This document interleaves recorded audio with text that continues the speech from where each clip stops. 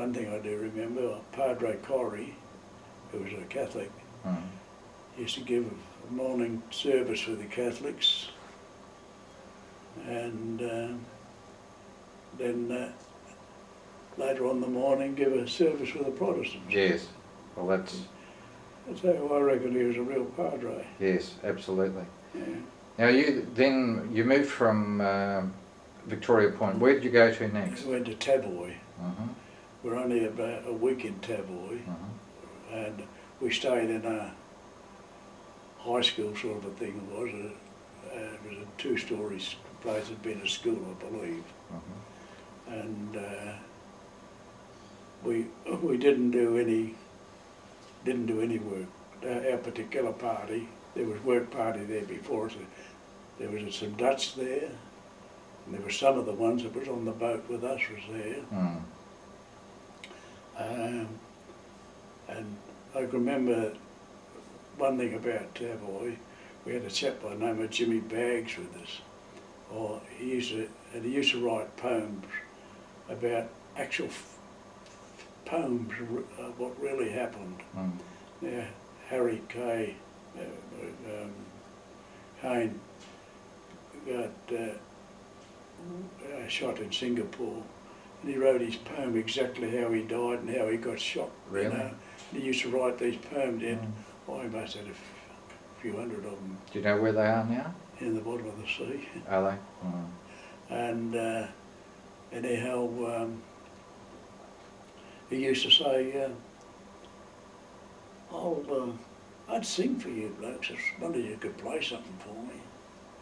And of course this was a joke, because we'd been in Changi, Victoria Point. And now this Dutchman was there, and he had an accordion. And we were going upstairs, and Jim was going upstairs.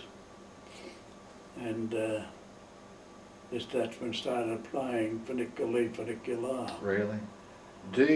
Is there any chance you remember the Dutchman's name? Yeah, I think. Yeah.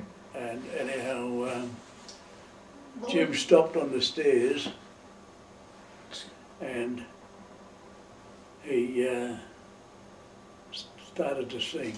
Yeah. And brother, could he sing? Yeah. So I went up to the Dutchman and I said, what's your music? He says, Professor of Music. He says, and what's your name? He says, Professor Hans van der Haan. Really? Yeah. How about that? Yeah. But after that, the ice was broken. Jim just sang everywhere. Yes. That. And whenever we required a song, one night he said he was going to sing in Russian. We had 2 Russians with us, and they'd been musicians from Russia. They'd been musicians in Malaya, and they said they were Australian soldiers, and they got away with it. Yes. And I said to Kirk, I said, what was Jim's Russian like? He said he never said one word of Russian. Yeah. So from Tavoy, when did you move up to? We went by truck to Yee. Yes. And at Yee, the soldiers up there weren't so friendly to us, because at Tavoy they weren't either. That's where they shot a heap of jokers, but not while I was there. And went to Yee, and there we were building corduroy roads over the wet swampy ground. We were there for 6 weeks. I think we were just filling in time while they were getting ready for us in Tambourside, I think. Yes. So we built these, and the Japs, they weren't so kind. They caught a Dutchman selling empty rice bags of Burmese for some cigars or something. There was 7 of us there, so the whole 7 of us had to cop the blame. So they tied a rope around our ankles and joined us all together around the tree back to back. Then a rope around our necks and around the tree and joined us back to back. and but the Dutchman had been hit over the face with a rope, and it was bleeding. And these ants, we used to call them piss ants, they came out and they got on this sore on the Dutchman's face that nearly drove him mad. The rest of us got stung, but not like he did. And now next more they come and let us go. Now, when you went to Tan Buziat or Tan Bazart, however you like it, Tan Bazart, do you remember when you started work on that thing? Well, we got there, and the colonel in charge there, he made a speech, and virtually what it said is, we're going to finish this line in 12 months or something like that, even if it's over your dead bodies. That's what his actual... That's the Japanese colonel. Yeah, that's the Japanese colonel. Yeah. Well, the next day, they took us out to work. This was shovels and chunkles. Chunkles are like big hoses, garden hose. And then the bags and the sticks to carry it, the dirt in. And we went out, and the coolies had done, probably 200 metres of line, some of it about half a metre high, I suppose. And it sort of curved away from the line towards Thailand. And then we started work, started work there. We were the first group, that was the first group, prisoner of war group to start on. Well, Eric Fraser, of course, claimed that he turned the first sod of soil, didn't he? Yeah, well, that does have a pinch of salt. But, now, I defy anybody to really know who turned the first sod. For the simple reason was that they lined us up, told us what to do, and this Freddie Vern Treckle and myself, we got a shovel full of dirt, counted 1, 2, 3, and threw it. But that doesn't necessarily say that was the first 3. 100 shovelfuls could have been thrown on by then. Of course. Yeah. But we threw ours together. But who threw the first? Like thinking piker picking, I think. Yes. Now, what physical condition were you in at that point when you were starting on the line? Pretty good. I'd been kept pretty good. Yes, yeah. I'd had, my dysentery, and I hadn't had malaria or anything like that. I'd had a bit of dysentery, but not much. But I was in, up to then, I was in pretty good nick. Yeah. Now, you had quite a number of older POWs with you, Aussies, who were with the 2nd, 3rd Motor Transport Motor Convoy. They came into Java. Yeah. They came in, most of them came into... from Java, did they? Yeah, from Java. You see, they landed in Java. They didn't land in Singapore. Yes. Yeah. And most of them came in on the Thailand end. Yes. Yeah. Most of the 2nd, 3rd Machine Gun. Well, what about the 2nd, 4th Motor Transport? Yeah, they were there. Yeah. And they were all... The youngest was about 35, weren't they? They were older men. No, they were right down to nothing. Were they? Titch Lemon was 14 and 8 months. Yes, when he got in the army. Oh, really? And I said to him, I says, how did you dodge him? He says, well, every time that looked like catching up for me, I'd put in for transfer to another unit. Yes.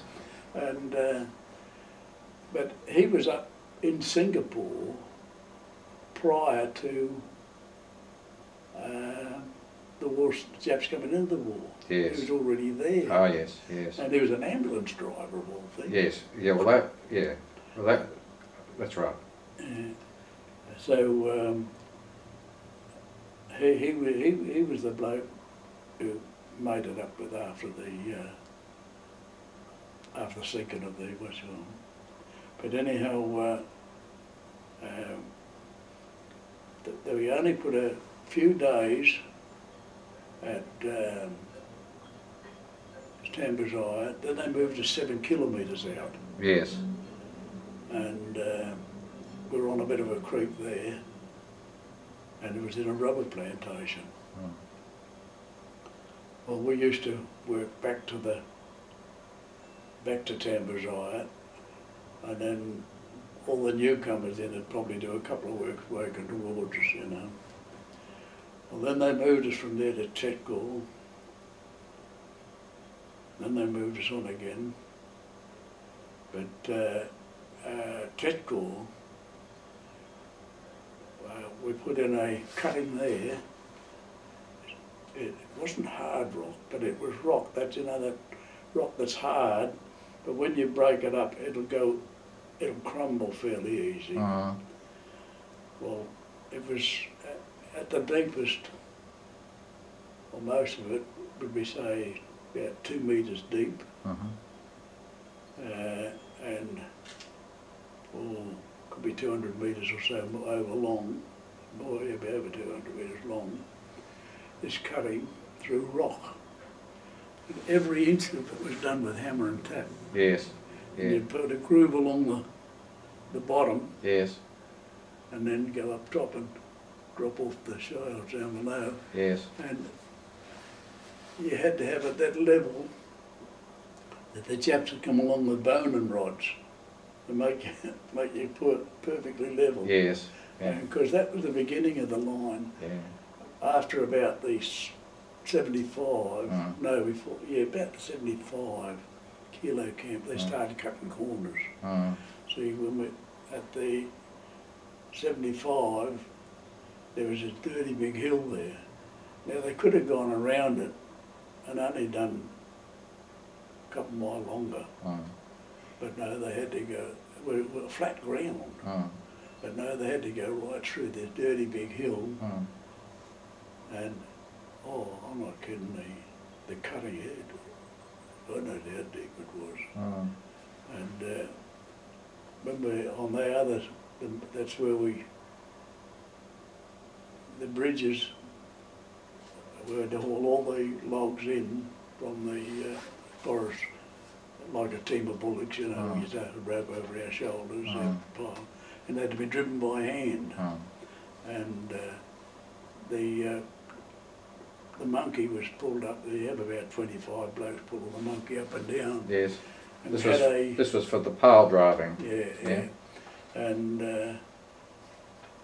the scaffolding was built out of flimsy trees. Yes. Just wired together and used to rock like a boat. And you had to get up, they'd bore a hole in the top of the pile. And you get up the top of the pile, and there's a bar down to the top through and right through the monkey. Well, the bloke up the top of the thing had to make sure he steered the pile straight as to where he held that bar when the monkey went down. That was his job. And that was a POW, it wasn't a Jap that was up there? That was me. It was you? Right. Yeah, you were the monkey. Well, the only reason I was up there was easier than pulling that rope by a long time. Yeah. And I was the only one who had the guts to get up there half the time. Really? Because of this, every time the monkey went up in the air, it felt like it was going to be pulled down. Yes. We're just talking about 75 kilo camp, and that was where Colonel Coates was at one stage. That's where he's... and then he went back to 55 to run the hospital. Yeah. And they never... Anybody who went back to 55, you sort of anticipated, well, that was goodbye, you know. Yes. But I said to him one day, I says... was this Colonel Coates? The Colonel Coates. Yeah. I said, what's the expectancy? He said, the rate I'm going. He said, I'll be happy with about 5%, I think. And I believe that something like 90-odd% survived of his operations. Yes, I'm not sure about that, but certainly he did 130 amputations. Yeah, I believe that practically all survived. Only a few didn't, Yeah. And,